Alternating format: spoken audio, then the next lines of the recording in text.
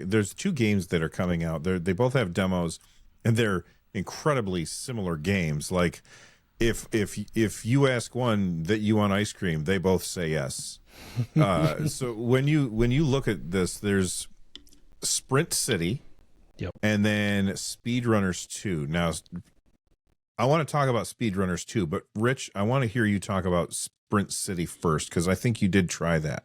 I did. And I do think that Sprint City either is the same developers as the original Speedrunners or a subset of those folks. Weird. Yeah, so Speedrunners 2 is certainly published by Tiny Build, which was the same publisher as the original, but I don't know exactly what happened with the developers, and I want to say that at least some Speedrunners developers also worked on Sprint City. Anyway, Speedrunners, amazing, the original, like landmark almost indie game for Steam, right? When it came out, where this was just, it was this, it's like Mario Kart, but for platforming. And so Sprint City and Speedrunners 2 are both, one is a spiritual successor, the other one is a direct sequel. Sprint City, though, is going to launch in early access as opposed to Speedrunners 2, which is kind of launching into a full launch. And so Sprint City is rougher, I would say considerably rougher than Speedrunners 2. So it didn't recognize my Legion Go S controller. We experienced no private lobbies. There are fewer graphics options. So it's really rough around the edges right now. Interestingly, it has more of like a yeah, go ahead, Bill. Well, it wasn't really, there were no private lobbies. There was no way for us to join the same lobby. Yeah, you're right. Yeah, I think it was just random. And so the interesting side to this is that it has more like single player focused content. And so if you like this genre, but you want to just do like time trials and have leaderboards, then this is something to look at. I would definitely check out the demo. The art is also a little like less polished, but I like the way the art looks in Sprint City. And so I really enjoyed the single player content for this demo, where it's basically just, finish this track as quickly as you can. And so I'm likely to pick up both of these on day one. Really? You're going to pick up on both? Because they feel like, that feels weird to me. It does. It feels really weird. So I think I'm going to enjoy Sprint City even if I don't play multiplayer. And I think I like, based on our time with Speedrunners 2, I know I'm going to enjoy that in multiplayer. So yes, and outside I looking would in, go ahead. I was going to say, outside looking in, it looks like Guitar Hero versus Rock Band. Yes, is what I'm seeing right here. Exactly. So. Yeah, I have both of those. So Sprint City is off the, like, I can't play with my friends, so I'm not interested in that one.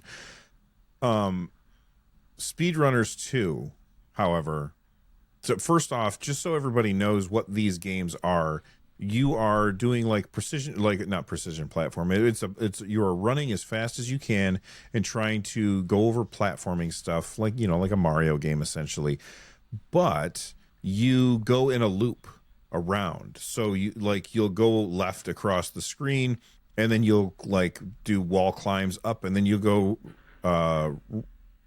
left to right across the screen, and then you'll come down, and then you'll do the same exact track that you just did.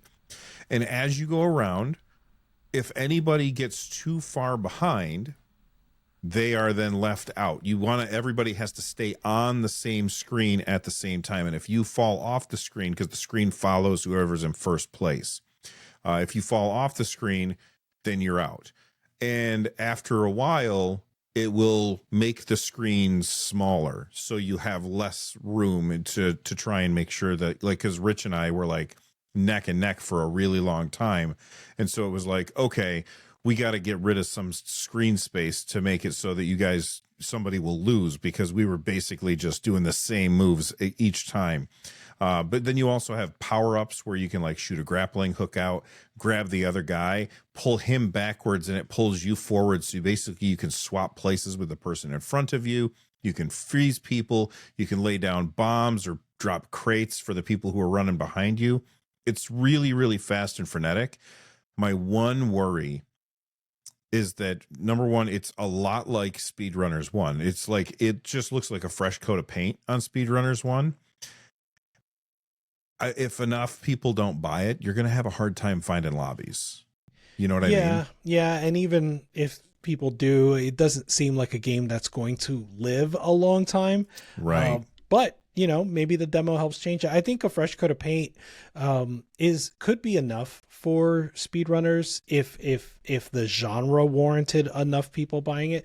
I say that only because speedrunners came out so long ago, right? And so there are so many more people on Steam now that it's worth just saying, hey, this is still a good game. Here's a 2026, a modern release of that. You should consider picking that up. And here's a Next Fest demo to entice you. I will also say it's not just fun when you're winning. It's also fun when you're losing. Like I was getting wrecked over and over again. I played again after I played with you, Bill. And there was this guy in the lobby who was just insane. And, you know, even if I would get like a little bit of like, oh, I can catch up, that was enough to keep me engaged and just see like the shenanigans that he would pull. Because, you know, that thing where you said you send a grappling hook out, he did a thing where like he dives as soon as it comes. And I guess your hitbox disappears. So like it didn't work. And I'm like, no. And yeah, I would be ruined. But it's just so much fun.